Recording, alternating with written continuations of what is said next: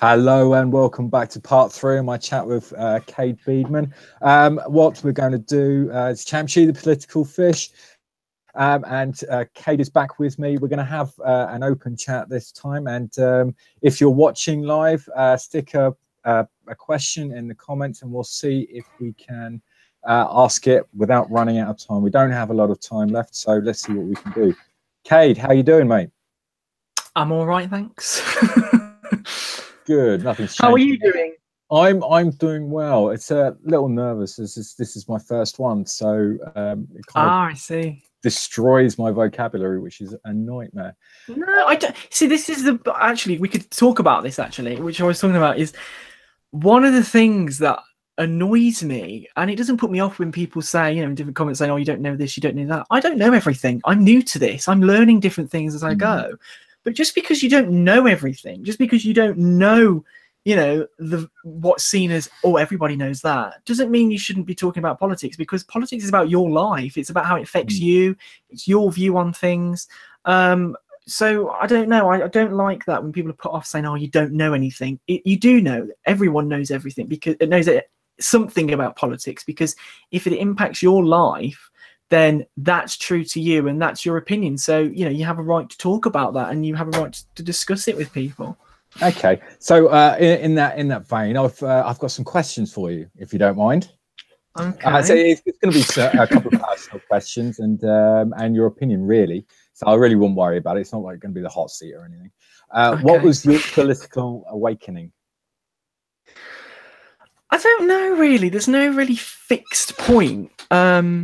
And I said this on JJ video as well. I said, when with the EU referendum and things, I think I did get a bit more interested about what was going on, about how this vote was put towards us. And then also, I think the 2015 election. So actually, just before the referendum, just before then, I was getting a bit more interested, looking at the different parties, their different, their views. Also, Jeremy Corbyn was a big factor of me getting in, talking about politics with people as well. I'm just not a massive fan of him at all. So yeah, it's more about how my view on those things, and just as I saw it emerge, and I just thought, you put on the news and you think, oh, I don't agree with that, and it just kind of built up this kind of passion that I didn't think would happen. So yeah, that's really, it's not really a one moment awakening. It's kind of just like a build up of different things. Yeah. Well, mine was slightly different. It started with a really simple question, right? And this simple question is, why is everything crap? Why is everything crap, right? And then you kind of start doing your research, and it kind of opens up a can of worms, as it were. And so it was interesting. Yeah, and I've done a lot of reading in politics and history, and the history of politics, and the politics of history. So yeah, it's been quite interesting. Yeah, why don't you like Corbyn? Which is a question from because Hi, G, I don't like. A massive thing is I don't like what he stands for. What does he stand for? For me, I think he believes in socialism, really. I don't like this whole idea of state providing things for people having no sort of responsibility for themselves, because everything will be tickety-boo and we'll take care of everything that you do. I also don't like he's not straight enough talking for me. I don't think he says what he thinks. He talks about, especially with this custom union arrangement, and I think with the EU and thing, I don't think he likes the EU personally, but he needs to just say that. But he won't say that because he's trying obviously to keep his party together. So for me, I just don't think he's very straight talking, in the sense that many things he doesn't kind of just say, this is what I think. And obviously now he is a leader of the party, so it is more tricky. But I just don't like this kind of facade as well about he's for the working people and he's this like working class person, which I just don't like his whole approach to things and how he talks and things. And I just don't like that, and how he attacks different sides. I don't like how he does that either. So yeah, I don't, that's why I didn't like him. Well, I think he's very straight talking, when he's not straight talking, but he's very like, when he talks about the NHS is crumbling and things. It's not crumbling, and he's just basing this opinion on experiences of what in London. He's very London centric. You know, he looks at London services, but he doesn't look at as the country as a whole. So you know, the NHS isn't crumbling. It's one of the best health service in the world. So I think he's very numb to things like costing as well, which is another thing. So that's a massive thing for me. He doesn't care about cost. Let me come back. He doesn't care about responsibility. Okay. Now, the Labour Party were the only people that put together a costed manifesto in the last election. Okay, the NHS is crumbling. We did have a budget, which was our costed manifesto. We had a budget beforehand, so just to put that out there, we had an autumn budget. But no, you have to cost. Well, the Tories never cost their manifesto. They never have, and they never will. Right? What? We were in government. Okay. We had a budget. That was our costings. Where you were electing on that basis. No, when you put together a manifesto, because nobody is in government. But what? Right? No, wait. During the election, that's 6 weeks. The last election, nobody is in government. Right. So then you have to put together a manifesto, release your manifesto on what you're going to do in the future and how you will budget in the future. Okay. Do you agree with that? So, I do partially, but I'm just saying as well that if we look at the budgeting of the Labour fully costed manifesto, I mean, nationalisation, there's no costs on there. So maybe that's a bit odd. There is. What cost did they put on then? Because you said to me earlier there is no cost. So that's why I was a bit unsure. So, because I thought you was on that Labour stance. I was just taking your word for it, really. You said in the previous chat there is no cost to nationalisation. Oh, no. Whoa, hang on a minute. The railways. There's no cost on the railways. Okay. Buying a national grid, which runs a UK energy transmission network, would cost 38 billion based on its current capitalisation. Blah, blah, blah. Nationalisation of water companies in England and Wales will also be costly. The water regulator Ofwat puts its capital value of industry at 69 billion. Royal Mail 2.15 billion. So yeah, but yeah, the rail networks would be as soon as each lease comes up for renewal, they just won't be renewed. So what else? Yes, the NHS is crumbling because they're missing targets. They're missing, which is they're missing their people being seen in A&E targets. They're missing their targets to get out an ambulance. Thousands vacancies short. Yeah. So I'm just reading as well what G. Whistler has sent. Waiting times have risen. Operations are being cancelled. Funding denied. Social care is failing. A Labour's manifesto was signed off by the OBR, which has been independently verified, whether you agree or not. And they have their own, they have a political agenda, but okay. Well, the OBR was actually set up by the Conservatives. It's supposed to be independent, but if you look at the people running it, it's actually Tories, ex-Tory MPs. So yeah, they do. They might have their own I don't agenda, like this branding of people. I mean, we can always look at branding of people, and you know, like we could say about the Labour of this because of Tony Blair. Just because there was something before doesn't mean it represents the view of the party now or their actions of the party now. So okay, I don't like that whole point. But what I just like to add is that, you know, renationalisation, sorry, I did get a figure of £170 billion that has been branded around many times. And also, talking about the NHS, and we were in a winter crisis. We've had winter crisis even through a Labour government. So, and we had waiting times missed. We had ambulance times when targets were missed. We had shortage of beds in a Labour government as well. So I don't understand why one wall for one, and now just because it's the Tories, it's not acceptable. But when Labour are in, oh, it's okay, it's Labour. They say they care about it more, so that means that that it doesn't matter. Well, the NHS was running at a surplus up until 2010. So, and the satisfaction ratings were through the roof. You know, over 80% satisfied. So all the way up until 2010. We were in massive. Our national debt was rising and rising and rising. So is that a responsible spend? if we keep spending and spending. Well, if you're spending on the NHS, it keeps people fit and healthy, which then go on to earn more money, which then bring in more tax. So again, it's an asset. So we're not fit and healthy people do more work. You can't say that the quality of service is not reduced massively. Yes, waiting time's gone off. It's not all life-threatening procedures, life-threatening consultancy. So when you go into A&E and things, they are the priority. I mean, if you look at the figures of A&E times, those times are ruined, and they're increased by people who don't need to go into A&E. I agree with that. Yeah. People going to A&E don't need to be there. I think that's right. And they need to bring in education into primary schools and elementary schools on the correct use of the NHS. I completely agree with that. But we are running the NHS into the ground as it stands. It's still rated. Like last year, it was rated one of the #1 world's best service provider. NHS was. So if it's crumbling, why is it still #1? Well, the national debt is a bit of a straw man. It's come from Jack James. It's always been rising, and of course, the Tories have borrowed more money than the Tories. Inflation's a massive one. Population, aging population, more money. More money, billions of pounds have been put into NHS, so we haven't cut funding at all at the NHS. We've got massive expenditures now, and that's why national debt is rising. But the deficit has come down. We've cut the deficit by 3/4. So they've cut the deficit through austerity, but at the cost of this is what I'm saying. How many people have died because of austerity? Oh, I don't. That I said again, we've talked about priorities, and we've talked about this. If you look at homeless people, especially in cold conditions where it's dangerous, councils have a duty of care to pull them out and put them into places, to housing, into B&Bs and things like that.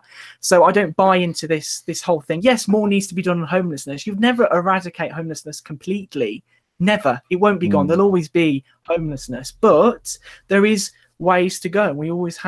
We've got ways to go. But just touching on the I've lost my train of thought about that, the NHS. What was I talking about?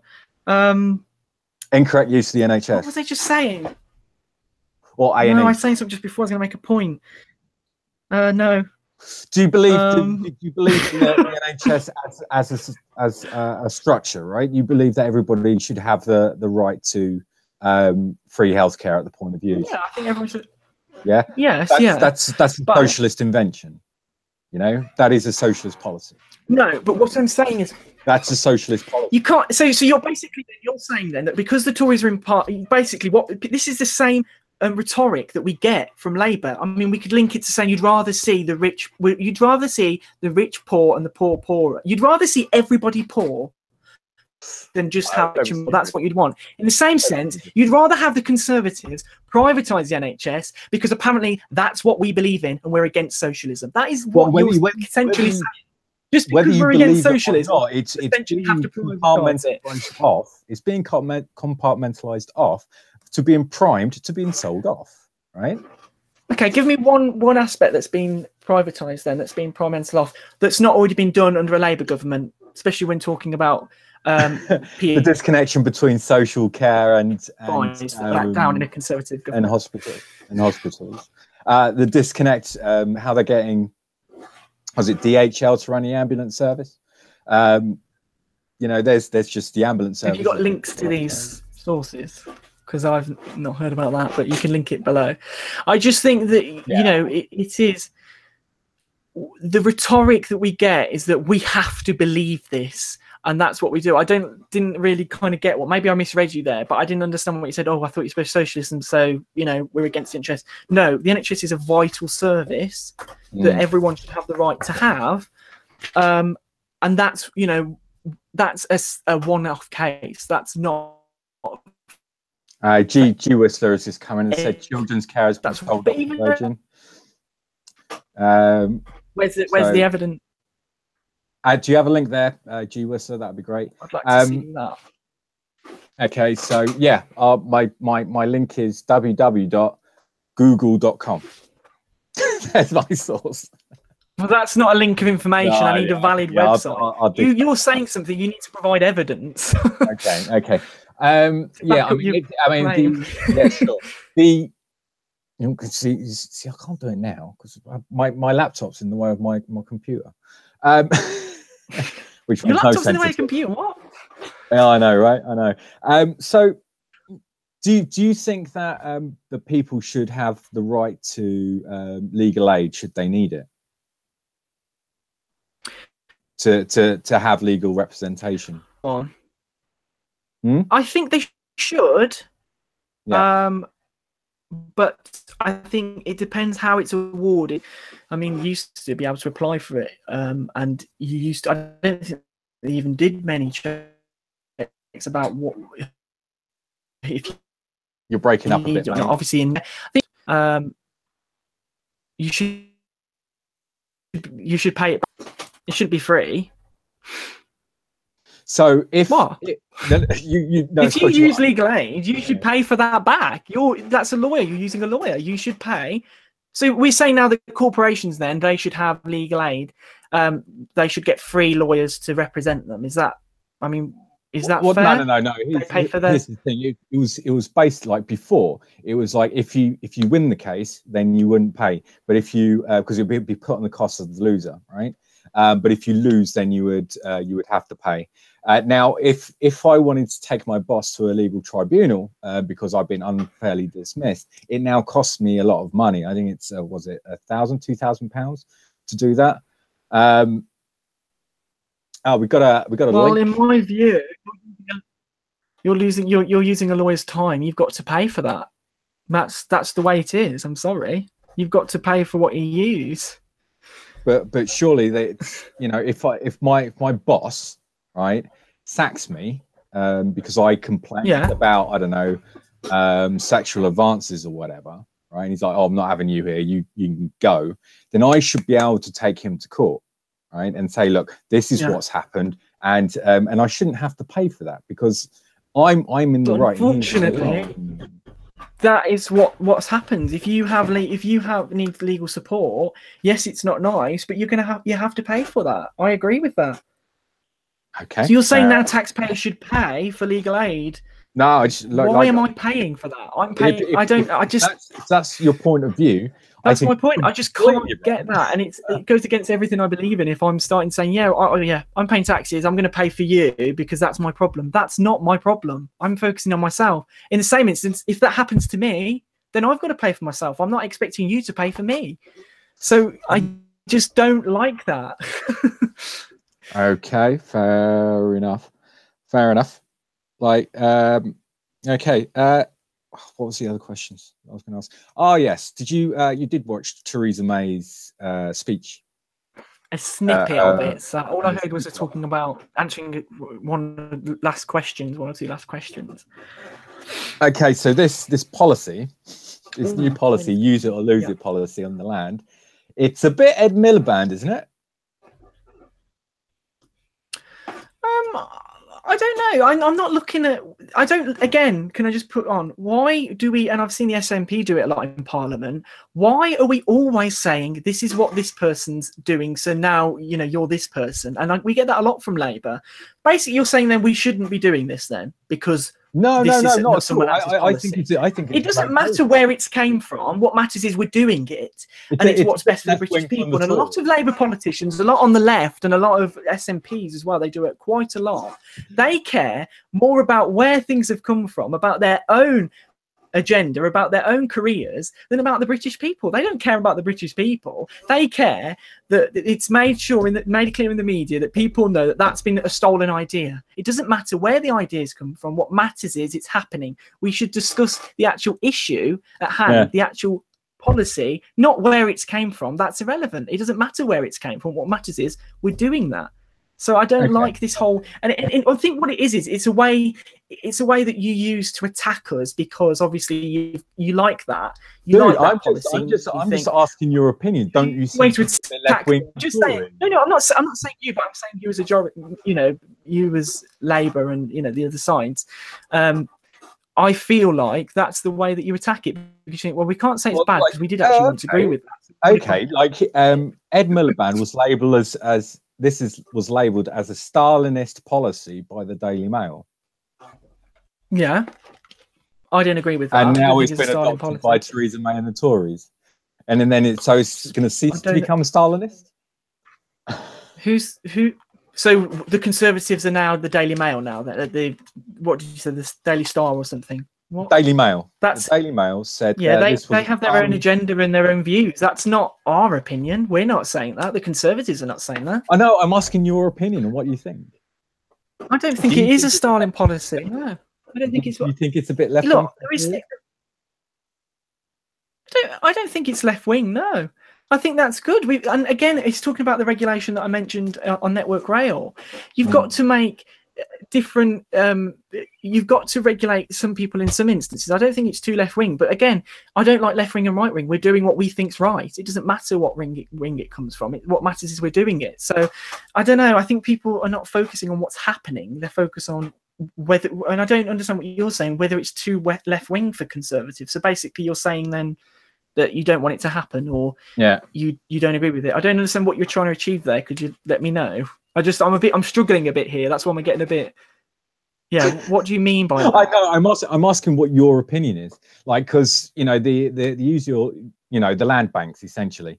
How she's saying, look, you've got to build on this land, and you've got to build more houses, not fewer, bigger houses, which will make you more money.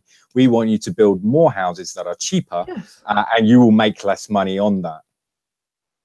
Yeah. So it is a left-wing policy, whether you like it or not. I'm just asking your opinion on that.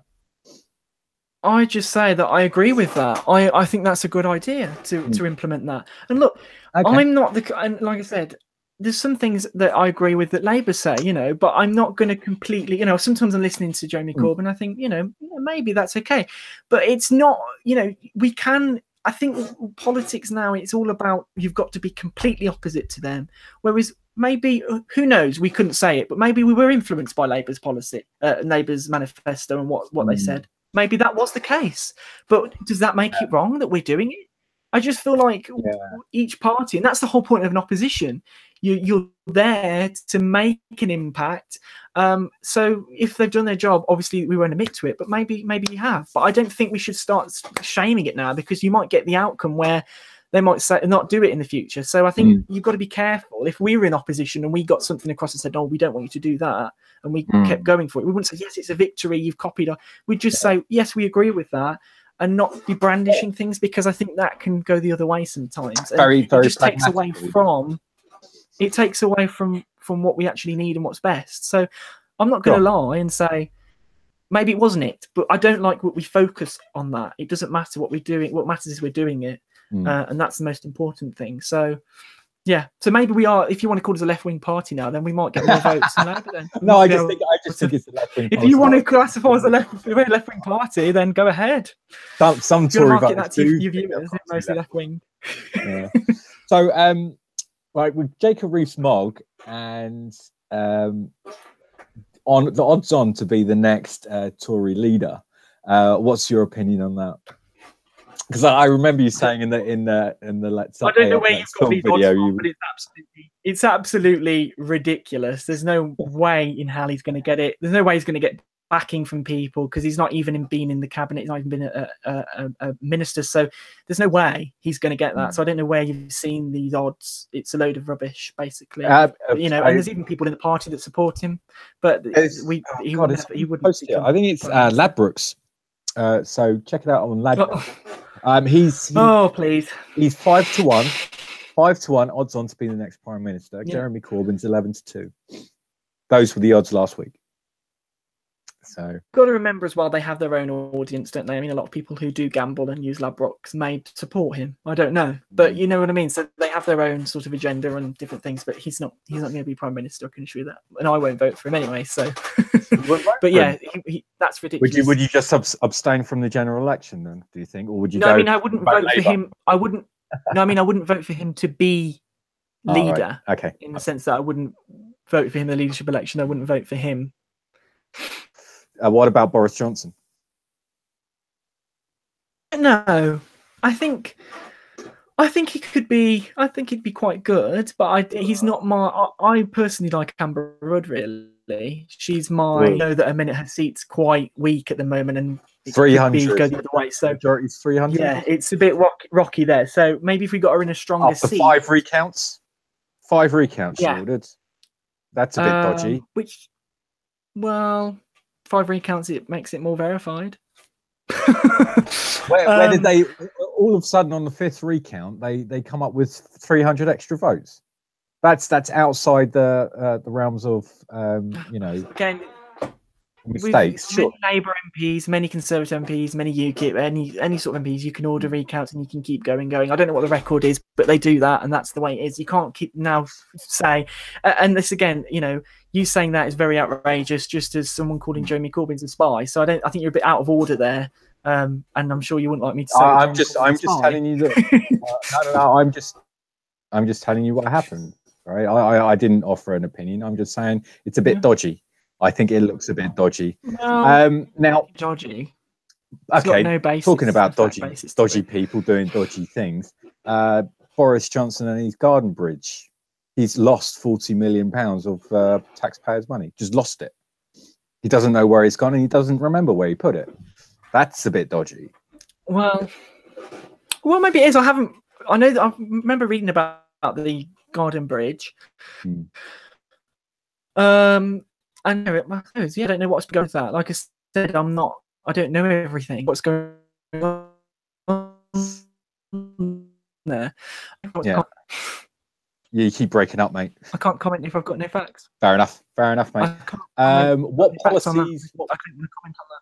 policies do you agree with Corbyn on? This is a question from Jack James. Like I said, it's not really policy. It's more like what he says. I do like how he talks about. I do like sometimes he's like how he said, you know, that he wasn't a big fan of the EU. I know we've got this. He's not really said it, but he's kind of like got this view in it. I do respect that of him, you know, and I also do respect like how he's come up from the party and he was a minority. I do like that. I think that's, you know, a great feat for him, you know, and that's what I mean. You know, sometimes it's easy to say, oh, you don't. You know, actually, you're more Labour than that. Well, or maybe you're more, you know, left than Labour at the moment. He probably got told when Tony Blair was in, but he just carried on and fought for what I believe in. So, I do respect him for that. So yeah, I just like I do some of the things he says in a speech. I do like, and like I said, especially on the EU. So yeah, but policy, maybe there is. I mean, look through a list, maybe, but yeah, it's more about what he says than sometimes policy, because obviously his policies represent the whole party and not his just personal belief. That's right. Which obviously that's the way to do it. But yeah, so I do like that about him with the EU, and his, you know, he's kind of skeptical of that, which I like that of him. Yeah. Okay. Have you got any questions? It take him about a couple of years to get a Brexit position. Yeah. Yeah. It'd take a rather long. Yeah. Sorry. What did you say? Do you have any questions for me? Maybe. I'm just trying to think. Probably will after this video when it's finished, but yeah, stick it in the comments, mate, or you can stick it in the comments. And then it's public. I want a good question, meaty question. It might have to be a new video, but okay. So there's not a policy right now that you can put your finger on and say, you know, I really support him on this. Like his not that I can recall. So his idea during the Brexit campaign was, despite the fact he got like zero media coverage, despite the fact he did more rallies than anyone else with regards to Brexit,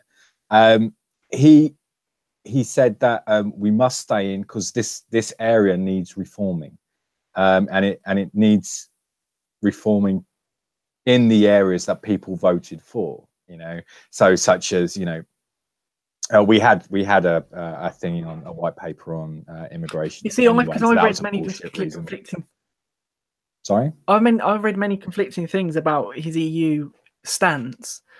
I mean, obviously, it could be just a load of rubbish, but that if he did say that about the EU, that he's very sceptical and he's not a big fan of it, then I respect that. If he's the other way, then I don't agree with that. You know, I don't like this whole. Basically, he's saying that he's staying in the EU to get funding for different areas. So basically, he's saying I don't. So basically, all the other aspects don't matter. Then it's just about the money. Is there no sort of integrity? There's no integrity to answer to now? Then. You know, and that's why I'm against the EU. Really, is because of this furthered integration. I just the stance paths that we're going towards this further integration. If you look at the amount of law that's being changed, not saying that the law's bad that's been created, but what's happening is, and obviously we do have a voice in that EU Parliament. You know, we have a veto, but I don't like that we have a veto, because we should be doing it in Parliament with the people we elected. And yes, we do elect MEPs, but we shouldn't have two bits. It should be there, and that's that. That integration is not a pleasant sight for me. I don't like that idea of this European integration. If, however, it was like when we first joined, I'd stay in. Yeah. But this further integration with a national anthem, a flag, all this money spent in offices and moving from offices, and all of this money that's wasted that could go to the NHS and places like that. Not saying it's 350 million, but there is at least some money that could go from there. So I just think that, yeah, the EU for me is a scary prospect, really. But I'm not saying that we shouldn't have a good relationship, but just the direction. I mean, if you look at Hofstadt and things when they tweeted about the United States of Europe, not obviously it's not going to, might not happen, but that is a scary prospect for me. So yeah, and especially when there's it's the accountability as well. There's favoritism. You look at Germany, they're not meeting their spending targets for defense and things like that. We have to pick up the feet there. So, you know, it's just favoritism, and obviously it's very German centric. I'm not a big fan of that. You know, I don't think it's fair. So yeah, I mean, it's good for Greece because we have to bail them out and we have to give them money, but I mean, it's not very good for the countries. Well, no, it was down, I think, sometimes, bank, wasn't it?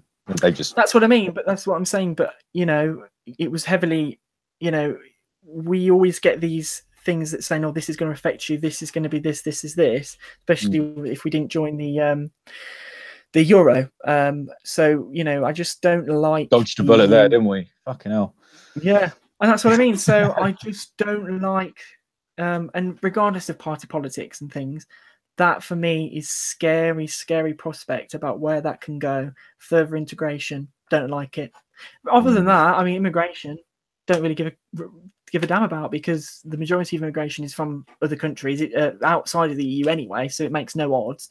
That's about in-house policy, that is. So, you know, if people want the immigration down, then they're going to vote for, I don't know, UKIP or something. So, you know, yeah.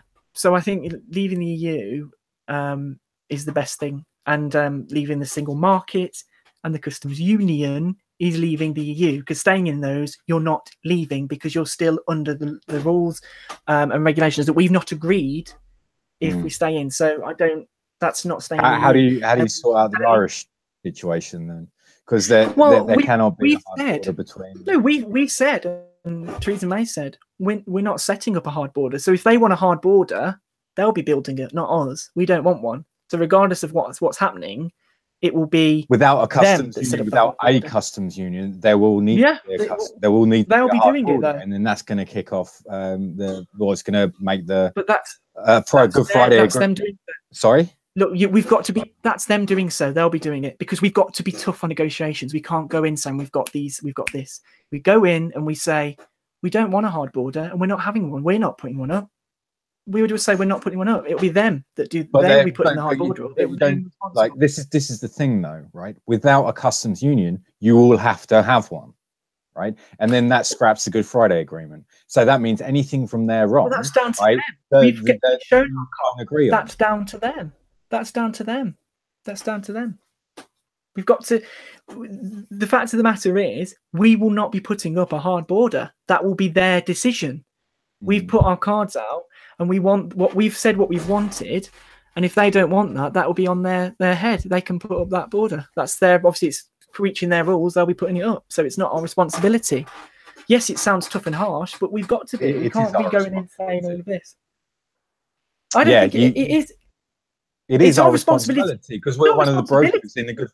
It is. We're saying though, we're not putting up a border. They'll be putting up the border, not us. It won't be us are doing. We don't want one. It will be them that are doing it. That's what I'm trying to say.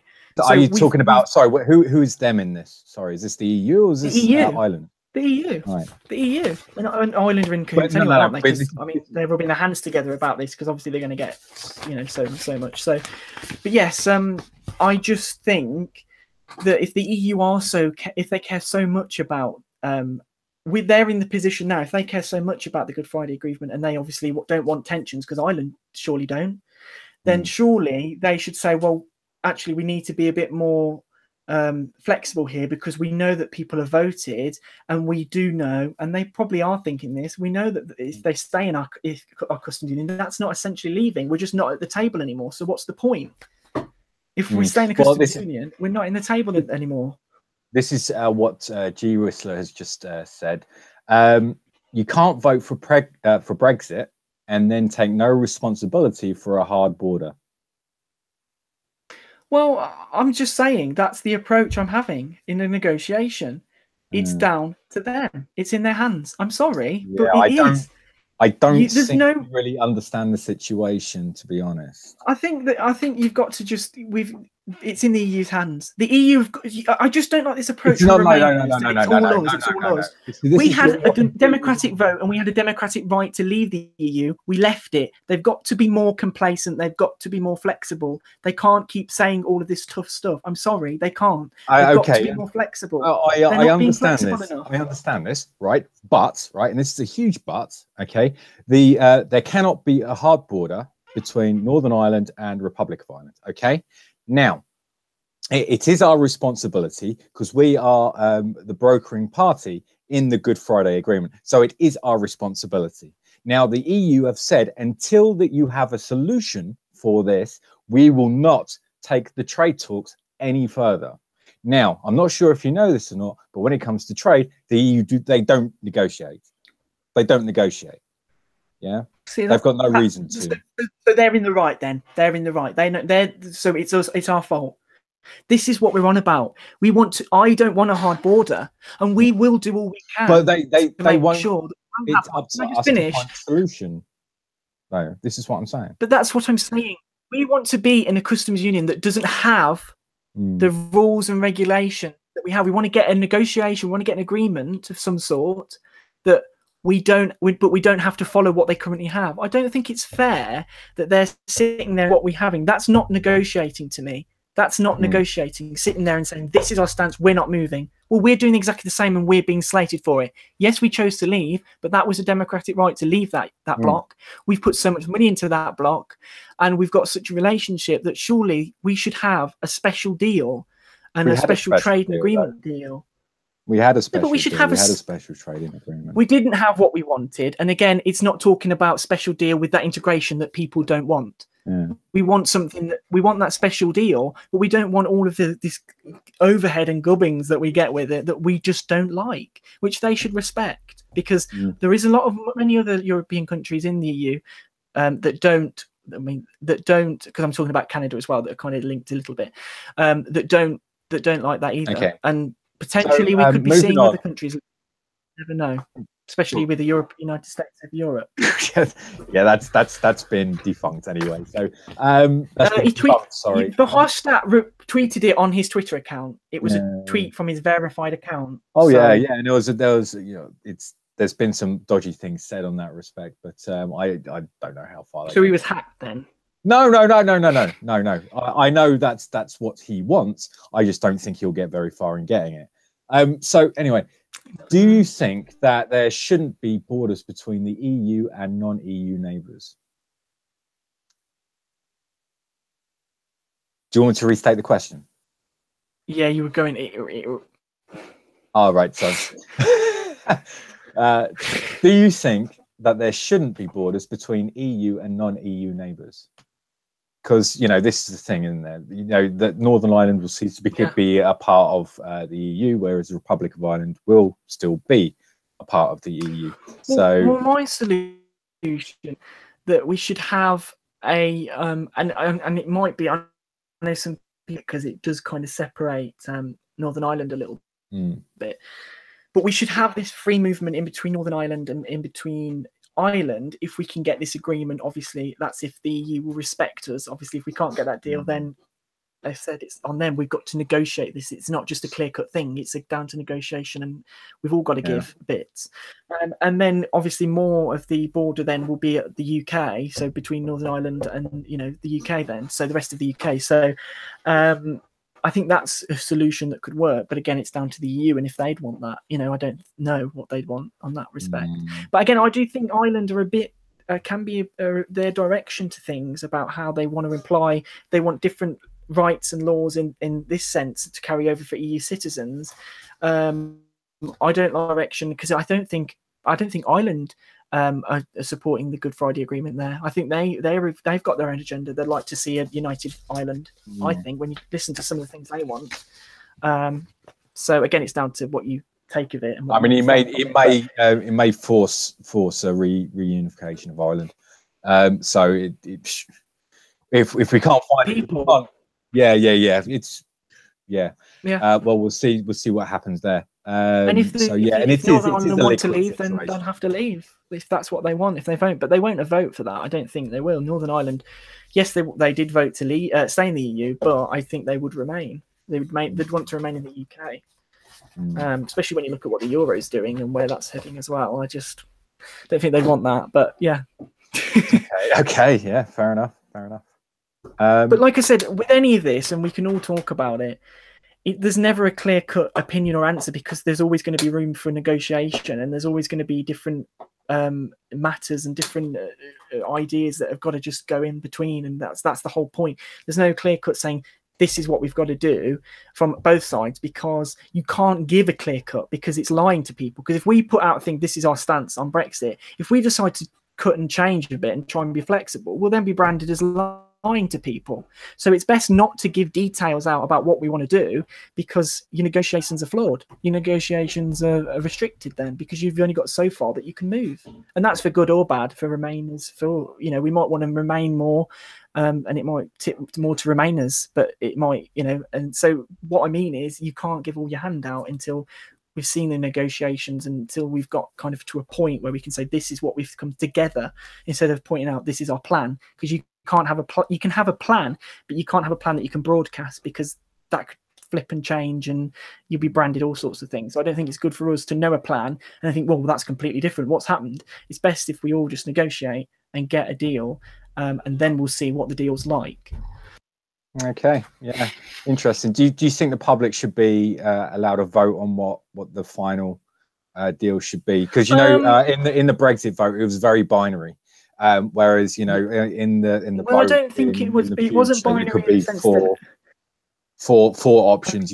So no, it's a crap deal. Let's stay. No, it wasn't. We were given leaflets sent to every household that said we're leaving the single market, we're leaving the customs union. David Cameron said that many times in speech. He sent a leaflet to every single household, which cost millions of pounds. So people clearly knew what was happening when we'd leave. But it was yes or no. But I think we should vote. I think we should have a meaningful vote in Parliament, I think, and we've been pushed for that now. There will be a meaningful vote in Parliament, and Parliament will get to vote on that. Yeah, which took a bit of a fight, to be honest. But yeah, I'm glad that they're doing it. Well, they were forced to by the High Court to give Parliament a meaningful. Well, it happened, didn't it? No government's perfect. It happened, and we just got to get on with it now. There's no point looking at the past. We're having a vote, and that's that. Yeah. All right, so let's end it there. This part 3 has ended up going quite a long time. Oh yeah, yes. I know you're a busy man, so I'll leave you to it. But again, thank you for joining me. Would you come back sometime in the future so we can have another chat? Seems you're going to be our resident Tory, I think. Oh, okay. A big part to play then. Well, yeah. To be honest with you, there's not many young Tories out there, so yeah. But thank you for the people watching, G Whistler, Jack James. So we're not going to go on to that final question there. Sorry, Jack, we're going to wrap this up. Thank you again to Kade. Thank you. I've got to mention, no problem, mate. I forgot to mention the original chat that was on AUP Let's Talk. Hey JJ is in the description of part 1 if you'd like to see that. Like, subscribe, all that groovy stuff. Leave a comment if you think I missed something vital. Leave any information. Kade, you're going to think of a great question for us logical lefties, aren't you? Yes, I'll put it in the comments. Yeah, stick it in the comments. I would like to shout out to Skyzer, the Scouts with the Nouse, Captain Swiss, who's actually just gone live. So I'm probably just going to nip over across and start spamming his chat. Big up to Angels. I subscribed to your channel last night, and I'll be checking out the content you've got on there. And I hope you've enjoyed. Hopefully we can do this again sometime. Thank you very much. This is Championship Gimbap, the political fish, signing off. I'm off to the pub. Nice one. Take care, Kade. Don't blame you. See ya. Bye-bye.